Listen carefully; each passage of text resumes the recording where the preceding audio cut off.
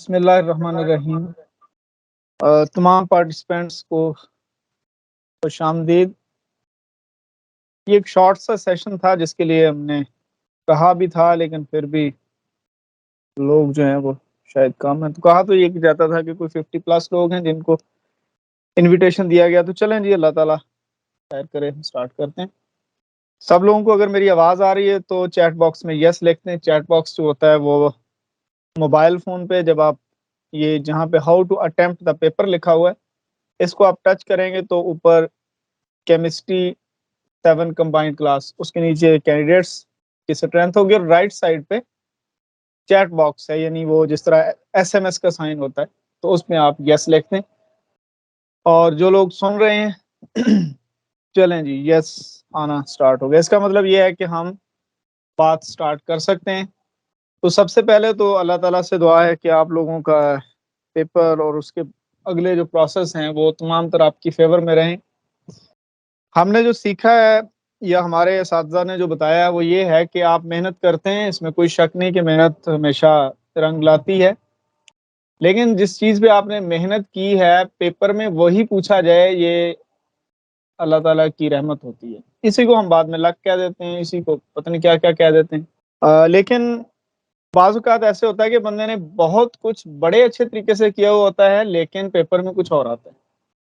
For example आपने life में कभी देखा होगा कि 5 मिनट पहले एक क्वेश्चन पढ़ा और वही पेपर में एज़ इट इज़ आ गया, और बाज़ औक़ात आप 8 मिनट की चीज़ के पीछे लगे रहे, पेपर दूर-दूर तक उसको टच करके नहीं गुज़रा, ठीक है? तो ये कुछ चीज़ें होती हैं, इनके लिए अल्लाह ताला से दुआ करनी चाहिए कि अल्लाह ताला हमारी कोशिशों को जो है वो मुस्बत डायरेक्शन में रखे, और जिन चीज़ों का हमारी कामयाबी से ताल्लुक़ है, हमारी रहनुमाई फ़रमाए, हम उन चीज़ों के ऊपर वर्क करें। तो बाकी कामयाबी तो अल्लाह ताला की तरफ से होती है, और इंसान से सवाल भी कोशिश का होता है, कामयाबी का नहीं होता। बंदे ने कोशिश की है या नहीं की, इसी का सवाल होता है। कामयाबी मिली है या नहीं मिली, इसका सवाल नहीं होता। तो हम अपनी तरफ से हर चीज़ को टेक्निकली, स्किलफुली और नॉलेज के साथ हार्ड वर्क के साथ, या जैसे भी समझ लें, अंडरस्टैंड करके चलते हैं। बाज़ औक़ात ऐसे होता है हमें समझ लगती है कि ये चीज़ इम्पोर्टेंट है, बाज़ औक़ात वो चीज़ इम्पोर्टेंट नहीं होती। अगले मरहले में जाके हमें समझ आती है कि नहीं, ये नहीं, वो चीज़ इम्पोर्टेंट थी, तो फिर हम उसको देख लेते हैं। तो इसको हम एक्सपीरियंस कहते हैं। मेरी तरफ अज़ान होने लगी है, तो 2 मिनट में ब्रेक चाहूँगा, उसके बाद नमाज़ बाद में ही पढ़ेंगे।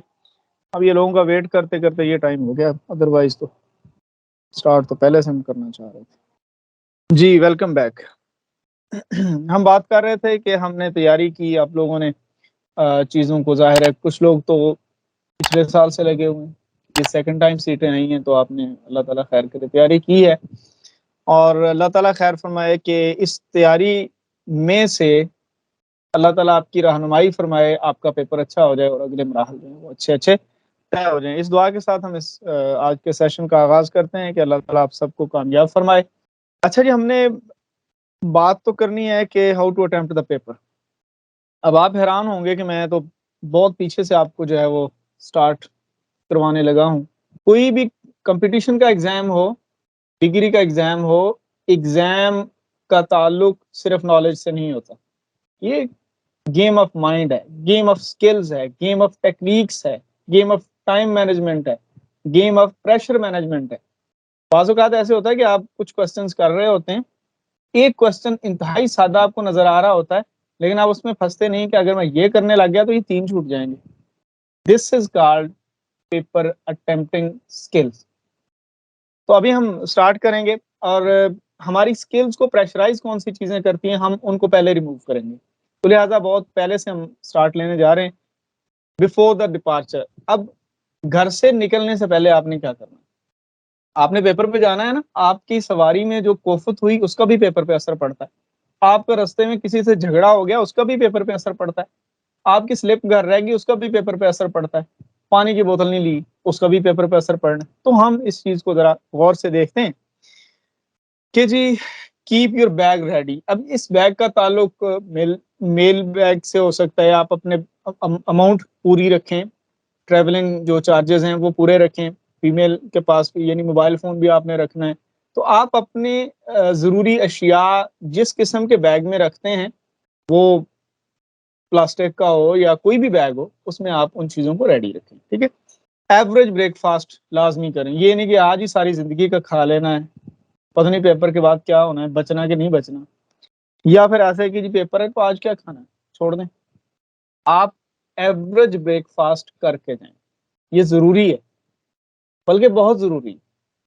उसके बाद आप अपनी रोल नंबर स्लिप पहले मैनेज करें। कल जाना है तो ये नहीं कि सुबह 8 बजे निकलना, 7 बजे बच्चे को भेजने, चलो जी स्लिप ले आओ। 7 बजे कौन-सा दुकान खोल के बैठा होगा। 1 दिन पहले ये चीज़ें मैनेज करें। एनआईसी ओरिजिनल आपके पास होना चाहिए। ये चीज़ें आपने अपने बैग के अंदर रखनी। सबसे पहले मैंने कीप योर बैग रेडी कहा ना, इसके अंदर आपने ये चीज़ें रखना शुरू कर देना। एनआईसी रख लेना है, वाटर बॉटल आपने पहले अरेंज कर लेनी। ये नहीं कि भागते-भागते जाते 5 मिनट रहते हैं, मैं भाग के बोतल पकड़ के ले आऊँ और आते हुए गेट अगले लोगों ने बंद कर दिया या गाड़ी गुज़र गई। अल्लाह अल्लाह खैर सलाह। फेस मास्क जो है आपका उसको आपने अरेंज करना है पहले। ये नहीं कि आप एंटर होने लगे हैं, 3 मिनट रह गए हैं और उन्होंने कहा है जी कि फेस मास्क जिसके पास मास्क नहीं है वो साइड पे हो जाए, तो आप फिर देख रहे हैं जी अब क्या करें? ज़रूरी नहीं कि हर जगह मास्क वाले कर रहे हैं।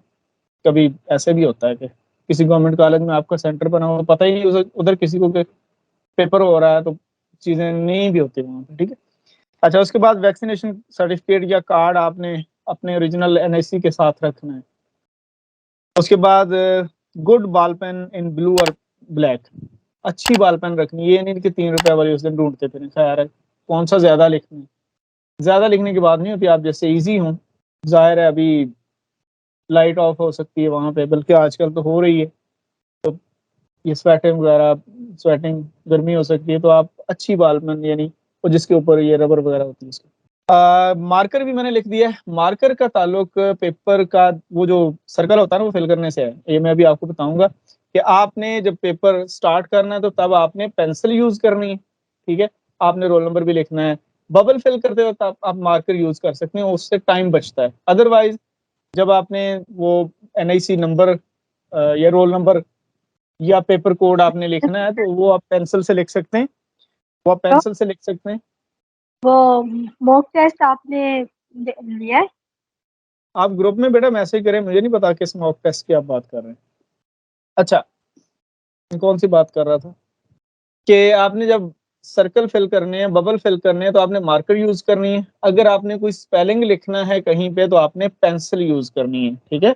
ये उससे ज़रा नीट लिखा जाता है। आगे चलते हैं जी कि एट द सेंटर। अब पहले तो आप घर से चलें, तो ये सारी चीज़ें आपने अरेंज कर ली हैं। अब आप सेंटर पे पहुँच गए हैं। सेंटर पे पहुँच के क्या होगा? Gate early entry. ये नहीं कि एंड तक जी आप जो है वो अपने आप को घसीटते रहें कि जी हो खैर है कौन-सा पेपर होने लगा है, अभी इतना टाइम बच पड़ा है। तो ये चीज़ें आपके पेपर को अफ़ेक्ट करती हैं कि जब आप एंड पे जाके आपकी साँस फूली हुई होगी, बोतल रास्ते में गिर गई होगी, ओह! पेंसिल तो मैंने उधर बाहर मोटरसाइकिल पे रख दी थी, हैं? तो इन चीज़ों का पेपर से ताल्लुक है। आप जितना रिलैक्स होके, जितना ईज़ी होके जाएँगे, उतना आप अच्छा फाइट कर सकेंगे, ठीक है? Take roll number slip out, जब तक वो कहते नहीं है लोग जनाब रोल नंबर स्लिप नहीं निकालते और जब फिर आके सामने खड़े हो जाते हैं कि जी स्लिप दिखाएँ, वो फिर पर्स के 7वीं तह में से निकालते हैं। वो भी पहले निकाल के रखें और किसी भी चीज़ के प्रेशर में आने से बचने के लिए आप हर चीज़ को प्रॉपर्ली मैनेज करके रखें। अब एक बंदा सारी चीज़ें मैनेज करके हम हमेशा पेपर में जाते हैं, उनके पूछने से पहले हर चीज़ पहले हमने सामने निकाल के रखी होती है। हम पेपर कर रहे होते हैं, वो खुद ही आते हैं, एनआईसी उठा के वो फेस को भी देख लेते हैं, वो जनाब स्लिप भी देख लेते हैं, हमें मतलब उनको इंटरैक्ट करने की ज़रूरत नहीं पड़ती, क्योंकि उनको पता होता है कि ये बंदा काम कर रहा है, चीज़ें इसने हमें प्रोवाइड कर दी हैं, दैट्स ऑल। वैक्सीनेशन कार्ड, ये चीज़ें आपने निकाल के साइड पे रख देनी है। बाज़ औक़ात चेयर्स खाली होती हैं इधर-उधर, आगे भी खाली हो सकती है। अगर नहीं खाली तो जहाँ पे आपका पेपर पड़ा उसके नीचे आप रख दें थोड़ी-सी साइड को निकाल के, ताकि वो आए और आप थोड़ा-सा पेज नीचे करें तो वो उठा के चेक कर लें। फाइन। अब देखें आपने एंट्री ले ली, ये चीज़ें सारी आपके हाथ में हैं और आपने सीट फाइंड कर ली है। अब अगर आपने वॉशरूम यूज़ करना है या आपने पानी की बोतल भरनी है या वैसे ही आपका दम घुट रहा है, तो अब आप सीट फाइंड करने के बाद, सामान रखने के बाद 2 मिनट कमरे से बाहर जा सकते हैं, कोई इश्यू नहीं। ये नहीं कि फिर भाग के आके आपने अपना कमरा तलाश करना है, ये गलत बात है। अच्छा आगे क्या है, स्टे रिलैक्स, परेशान तो होना ही नहीं है, ना परेशान होना किसी चीज का सोल्यूशन है, ना परेशान होने से किसी को आप पे तरस आना है। पेपर वही आना है जो सबका है, और आप परेशान होंगे तो किसी ने आपको पेपर नहीं बताना, और आप परेशान होंगे तो आपके पेपर के ऊपर कोई ऐसी निशानी नहीं लग जानी कि जी वो जो OMR मशीन है वो आपको 4 नंबर ज्यादा दे देगी, भी ये बच्चा ज्यादा परेशान था। ठीक, परेशान होने की जरूरत ही नहीं है, ये मसाइल पैदा करती है परेशानी। दुरूद शरीफ पढ़ें, manage face mask if allowed, अगर वो कहें कि आपने देखें लोगों ने फेस मास्क उतारा हुआ है, उतार के रखें। बहुत सारे लोग कहते हैं जी मेरा दम घुटता है, तो जाहिर है पॉसिबल है किसी को ना सूट करता, उतार के रख लें। ठीक है, उसके बाद आप जो है बॉल पेन या मार्कर वो भी आप मैनेज करके साइड पे रख लें। ये नहीं है कि आपने कोई चीज लिखनी है तो फिर आपको याद ही नहीं कि मार्कर मैंने कहाँ रख दिया, अल्लाह खैर करे। चलें, MCQs पेपर है तो इसलिए थोड़ा सा मार्जिन होता है इसमें कि बहुत ज्यादा परेशानी आपको नहीं होती, लेकिन होती है, याद रखें लिखने में ये चीजें जरूरी। अच्छा जी, अब हम विद द पेपर की बात करते हैं, part 1। With the paper part 1 का मतलब है विद द पेपर राउंड 1। आपके पास पेपर आया, आपने ये नहीं कि सबसे पहले क्वेश्चन पे नजर पड़ी, ओ मर गए, ये क्या हो गया। आगे भी 99 क्वेश्चंस हैं, हो सकता है वो सारे आपको आते हैं। ठीक है, राउंड 1 में आपने 100% श्योरिटी वाले लगाने हैं कि right roll number on the top पहले, क्योंकि रोल नंबर नहीं लिखेंगे तो आपको आगे, उसने एक बार भी झिड़क दिया ना, जिसने लाइफ में पहली बार पब्लिक सर्विस कमीशन का पेपर देना ना, उसकी 5-7 मिनट उसकी सांस ही खुली रहेगी कि पता नहीं मेरे से क्या गलती हो गई।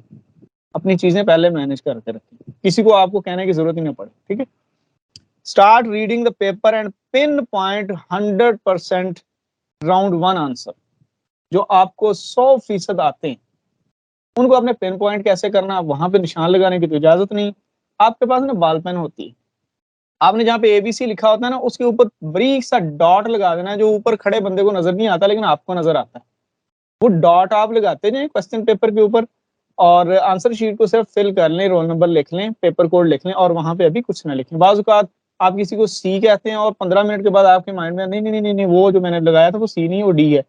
पूरा पेपर में कई सवालों के जवाब मिस मैच भी हो रहे होते हैं, कई एक क्रॉस मैच होने से करेक्ट हो जाते हैं बाद में, लिहाजा फौरन से इधर करेक्ट हुआ, आपको 100% श्योर है, फौरन से बबल फिल नहीं कर देना। अभी आप क्वेश्चन मार्क पेपर के ऊपर पिन पॉइंट करें, सही और गलत के निशान नहीं लगाने, पिन पॉइंट, यानी पिन पॉइंट का मतलब आप जिस तरह डॉट लगाते हैं जो सिर्फ आपको नजर आए, अगर वो उनको नजर आएगा तो वो आपको कहेंगे ये क्यों कर रहे हैं। ठीक है, आप ऐसा लगाएंगे वो नजर ना आए। ठीक, ये आपकी सहूलत के लिए होता है। उसके बाद leave the question that make uneasy, जो आपको परेशान कर रहा है छोड़ दें। बड़ा टाइम पड़ा, 90 मिनट्स हैं, जरूरी 90 मिनट रो रो के गुजारने, आखिर पे 10 मिनट रो लेंगे, नहीं आएंगे तो ना सही, बाकी तो सही तरह कर लेना।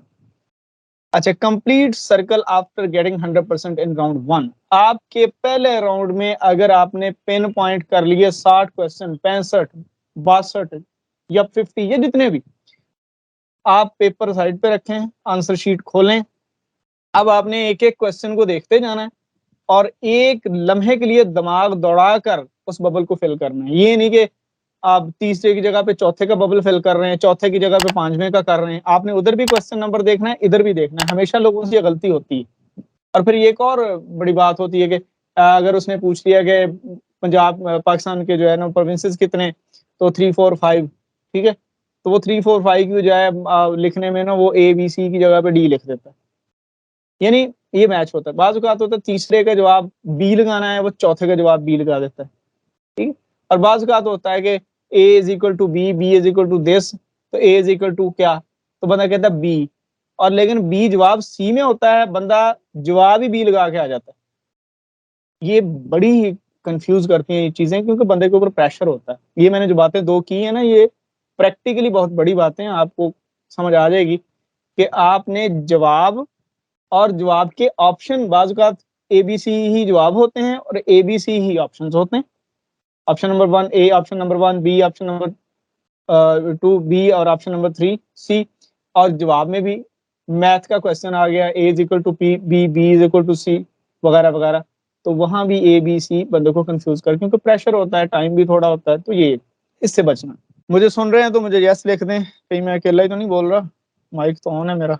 अच्छा, उसके बाद सी द टाइम, एक राउंड हो गया, सी द टाइम, ये ना हो कि एक राउंड ही आपका 80 मिनट में पूरा हो, अल्लाह खैर करे। आपने सारी चीजों को देखना है। राउंड 1 का मतलब है ये 20 मिनट में पूरा होना चाहिए।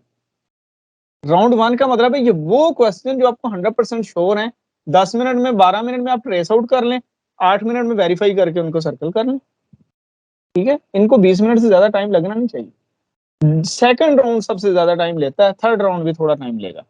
चलें जी, नेक्स्ट हम चलते हैं विद द पेपर पार्ट 2।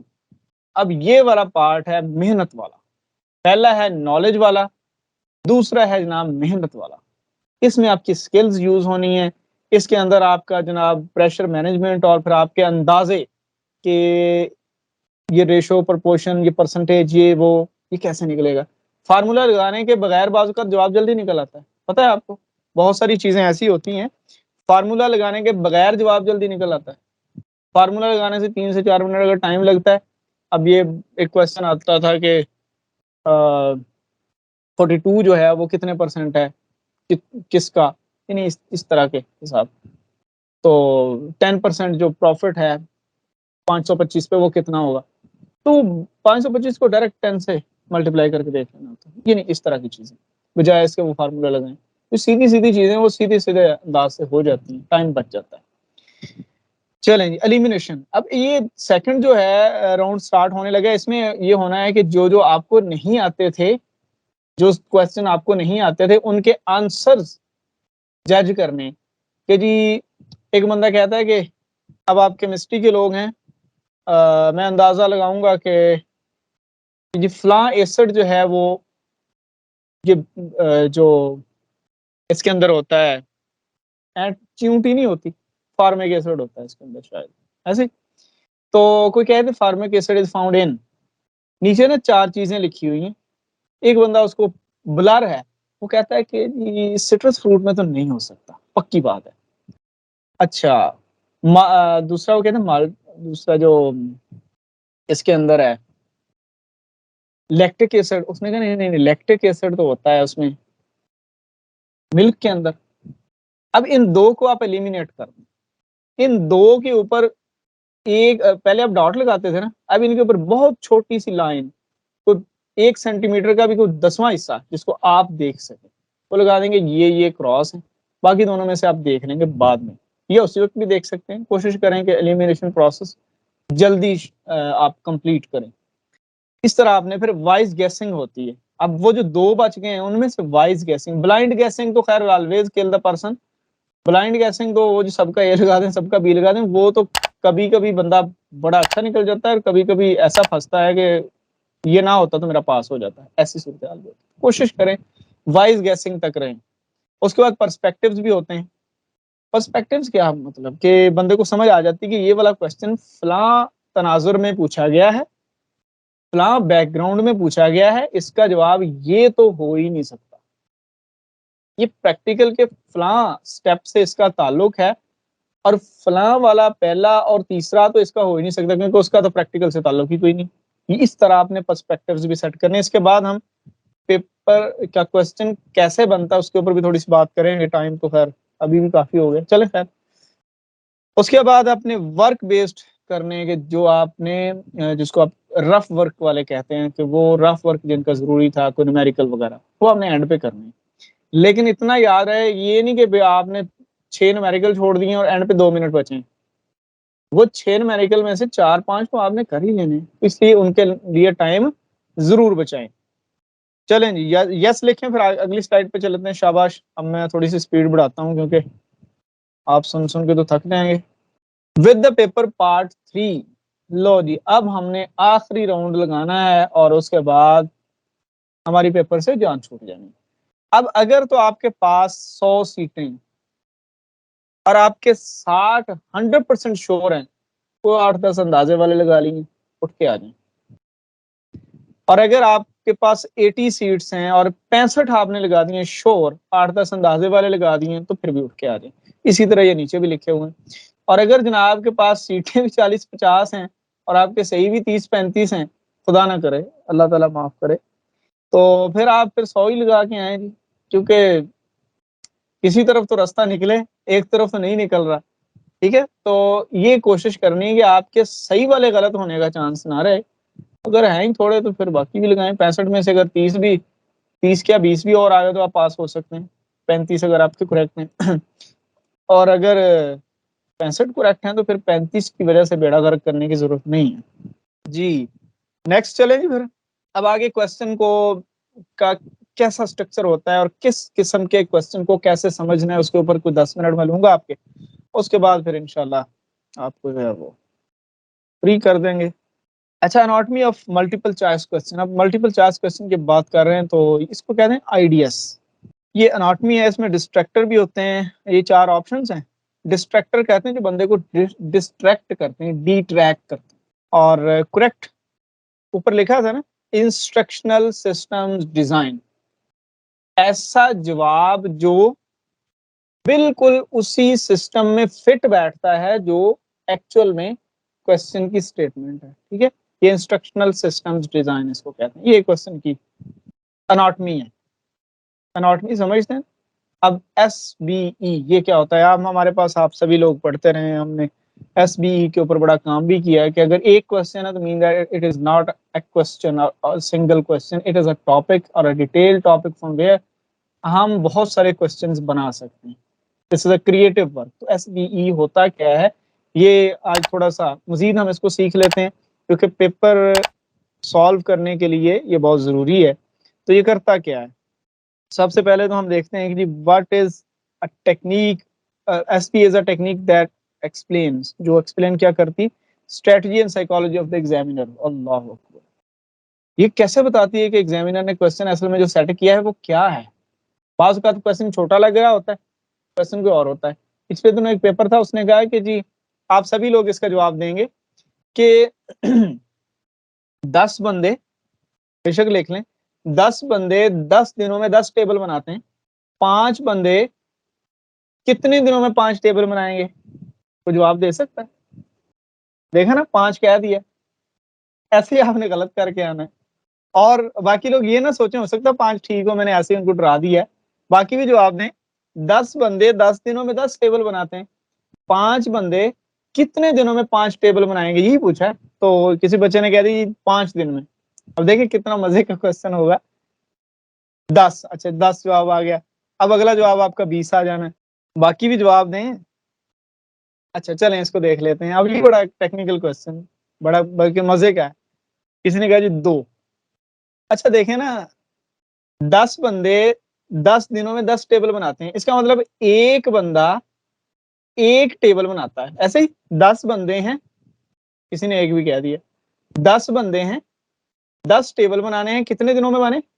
10 दिनों में। इसका मतलब एक एक बंदा एक टेबल को बना रहा था और एक बंदे को कितने दिन लगे? एक बंदे को एक टेबल बनाने के लिए कितने दिन लगे बताएं? इसका मतलब ये हुआ कि हर बंदा अलग अलग टेबल पे बैठा हुआ है। हर बंदे ने अपना टेबल बनाया 10 दिन में। अब आ जाएं क्वेश्चन के दूसरे पार्ट पे कि 5 बंदे 5 टेबल बनाएंगे।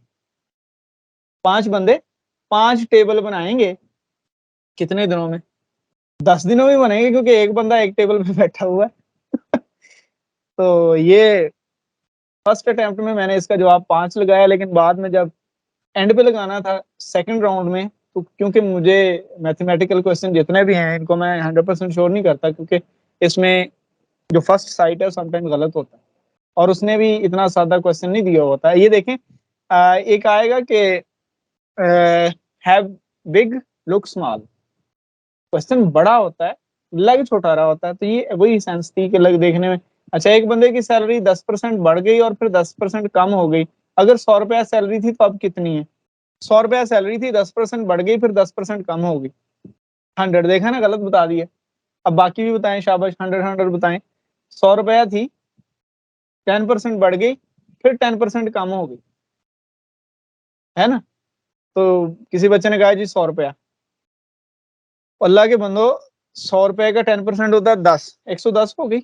110 का 10% होता है 11, फिर 99 बचेगी। ठीक है ना? ऐसे बड़े सादा से क्वेश्चन होते हैं और बंदा समझता है कि ये ज्यादा ही सादा है, बंदा स्लिप कर जाता है कि इतने सादा हैं। चलें जी, साइकोलॉजी हमने समझनी है।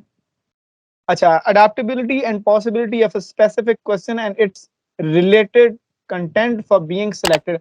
एक क्वेश्चन कोई बंदा सिलेक्ट क्यों करता है, उसे क्या मसला है, वो जाते जाते इस तरह का क्वेश्चन क्यों डालता है, इसके पीछे एक साइकोलॉजी, उसके ऊपर हमने थोड़ी सी बात करनी। थोड़ी सी स्पीड ज्यादा करते हैं। अगर मैं यहाँ पे बात करूं मेरी रीडिंग के लिए, अच्छा यहाँ पे आ गए। अब देखिए ना, क्वेश्चन सिलेक्शन क्यों होती है।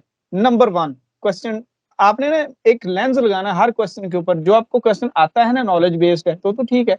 जो क्वेश्चन थोड़ा सा आपको लगता है कि साइड से निकल रहा है नॉलेज वाला, आपने ये लेंस लगाना है। कौन सा लेंस है, इसके कुछ 7-8 परतें हैं। पहले लेंस, इस लेंस के अंदर पहले देखना है कि क्वेश्चन ट्रिकी तो नहीं है। जिस तरह मैंने अभी 2 क्वेश्चन पूछे, ये दोनों ट्रिकी थे। और इनमें एक और टेक्निक भी थी कि रेसिप्रोकल इफेक्ट के, डू बिग लुक स्मॉल और वाइस वर्सा, ये दोनों मैंने अभी पूछे भी। ठीक है, ट्रिकी होंगे। अब फिर ब्लूम मॉडल होता है कि remember, understand, apply, analyse, evaluate और क्रिएट, ये 6 चीजें। इन 6 चीजों में से पहली 3 चीजों का ताल्लुक सरफेस लर्निंग से, अगली 3 चीजों का ताल्लुक डीप लर्निंग से। ठीक है, तो देखना ये होता है कि आप सरफेस लर्निंग से ताल्लुक रखने वाले क्वेश्चन को कर रहे हैं या फिर डीप लर्निंग से। ये भी बाजुकात फर्क पड़ जाता है। अभी पिछले दोनों क्वेश्चन का ताल्लुक डीप लर्निंग से था, डीप लर्निंग से नहीं, सॉरी, इनका था अप्लाई से।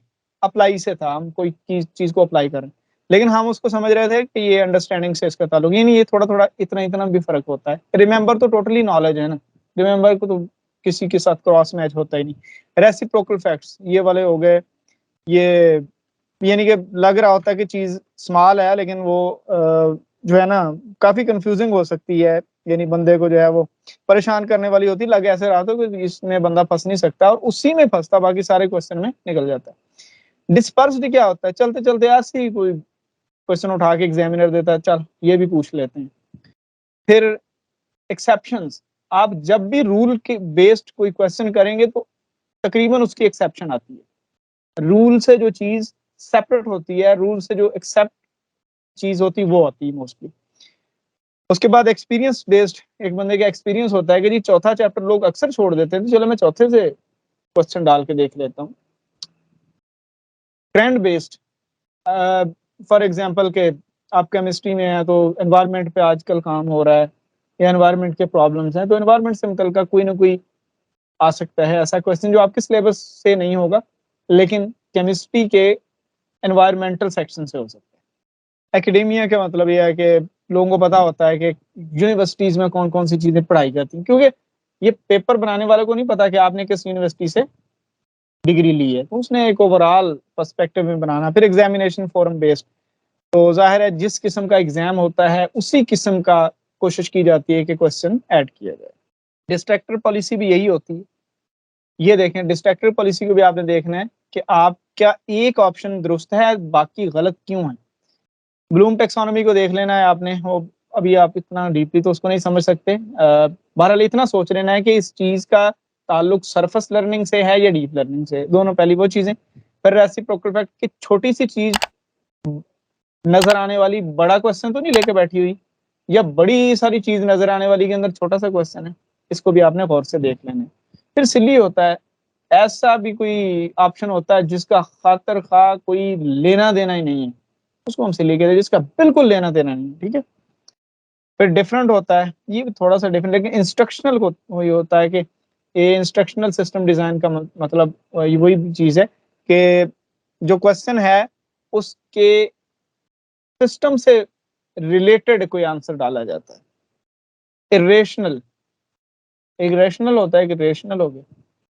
एक का तो थोड़ा सा लॉजिक बनती है कि जी अंडे का उबलना जो है वो फिजिकल चेंज है या केमिकल चेंज है। आगे अगर लिख दिया जाए कि नो चेंज, तो चेंज तो है ना। ट्रिकी, तो ये ट्रिकी जिस तरह क्वेश्चन होता है तो फिर आंसर्स भी ट्रिकी बनाए जाते हैं। यानी अभी एक क्वेश्चन है कि ये एनटीएस में मैंने एक बार क्वेश्चन देखा था काफी देर पहले कि आपके पास 5 पैकेट्स हैं और हर पैकेट्स में 5 टॉफीज हैं, तो how many packets are there. 5 packets हैं, हाँ जी, तो उनमें 25 जवाब भी था और हमारे कुछ शहजादों ने 25 भी लगा दिया था। ठीक है, तो मतलब उसने स्टेटमेंट थोड़ी घुमाई हुई होती है, तो बचना है, इस किस्म की गलती से बच जाना है, इस तरह का नुकसान नहीं करवाना। और उसके बाद ब्लाइंड होता है, एक ऐसा दे देता है बंदे को समझ नहीं आती कि अच्छा इसका ताल्लुक हो सकता है नहीं हो सकता, बंदे को कुछ पता नहीं होता, क्योंकि बाज़ औक़ात ना केमिस्ट्री के अंदर वो किसी और टर्म को यूज कर सकता है, ठीक है, बायो के अंदर किसी और सब्जेक्ट की टर्म को यूज कर सकता है, तो ठीक, उसकी मर्जी कर ले। वो बिल्कुल ब्लाइंड, नहीं समझ आती उसको कि क्या वो। यहाँ पे ना एक क्वेश्चन दिया हुआ है कि Canada is present on which ocean, Pacific relational है, अटलांटिक भी रिलेशनल है, दोनों पे पाया जा रहा है। अब देखना हमने ये है कि पैसिफिक की इस साइड पे कौन सा है, उस साइड पे कौन सा है, बहुत सारे लोगों को मैप मैप का ही नहीं ना पता। और कनाडा की एक साइड पे अटलांटिक है और कनाडा की दूसरी साइड पे चेक करना है बाद में कौन सा है, ठीक है, मैप देखा करें। बोथ आर्कटिक इरेशनल, आर्कटिक तो है ही कि मीलों दूर है, वो तो ऊपर चला गया। इंडियन इंडियन इधर आ गया, बिल्कुल सिल्ली, इंडियन का कनाडा से क्या ताल्लुक, नन ऑफ दीज, ठीक है। तो इस तरह क्वेश्चन होता है, ये मैंने सारे बना के दे दिए हैं, इनको देखना है। अब स्टेम कनाडा की जियोग्राफी है, अब आपने क्या देखना है, एरिया, बॉर्डर, ये सारी चीजें आपने समझनी है। और फिर ये तो खैर क्वेश्चन तैयार करने का तरीका थोड़ा सा लिखा हुआ है। Sensing learning style, MBTI, sensing का कंटेंट, कंटेंट में पूछा क्या है उसको सेंस करना है, आपने लेंस लगाना है। तो ये स्टेम की सिलेक्शन है और ये डिस्ट्रैक्टर, इनका स्क्रीनशॉट ले लें आप। इस लेंस को आपने लाजमी अप्लाई करना है जहां आपको ना समझ आए कि आंसर क्या हो सकता है, ठीक है, इसका स्क्रीनशॉट ले लें। चलें जी, मेरी तरफ से यही कुछ था, अगर आपने कुछ पूछना है तो पूछें, नहीं पूछना तो फिर मेरी तरफ से भी जवाब है। देखें कोई क्वेश्चन किसी के माइंड में आया तो वो पूछ लें, टाइप करके पूछ लें, बोल के पूछ लें, आपके माइक्स भी ओपन है। चैट बॉक्स में यस लिखते हैं, मुझे सुन भी रहे हैं। हाँ जी, बताएं जी, क्या सूरत हाल रही है, कोई समझ आई है कोई? मैं कोशिश करूंगा कि ये स्लाइड जो है वो आपको पहुंचा दी जाए या इसकी वीडियो पहुंचा दी जाए, ताकि स्टार्ट से लेके ना, हमने स्टार्ट कहाँ से किया था, बिफोर डिपार्चर, स्क्रीनशॉट बल्कि ले लें, वीडियो जब आती रहेगी स्क्रीनशॉट लें इनके। शाबाश शाबाश, जल्दी से, ये बहुत ज़रूरी चीज़ें हैं और ये आपने इग्नोर नहीं करनी। अच्छा, चलते चलते इग्नोर से मुझे लफ्ज़ याद आ रहा है कि भाई आपने एनवायरनमेंट को इग्नोर करना है। ये नहीं कि किसी को खांसी आई तो देखें जी किस तरह की होती है खांसी है, किसी ने कहा ओए पीछे क्यों देख रहे हो, तो सारे देखें ये कौन बंदा पीछे देख रहा है, ठीक है, इसकी ज़रूरत कोई नहीं है, ये इसको इग्नोर करें। एक बंदा लेट आया, उसने पूछा आप इतना लेट आए हैं, अच्छा मैं देखूंगा कौन लेट आया है जिसकी 2 रकातें रह गई हैं। तो इन चीज़ों की कोई ज़रूरत नहीं है, ठीक है ना। हाँ जी, कोई क्वेश्चन है कि नहीं है? फिर नेक्स्ट, इसका भी स्क्रीनशॉट ले लें, ये भी ज़रूरी है, एट द सेंटर।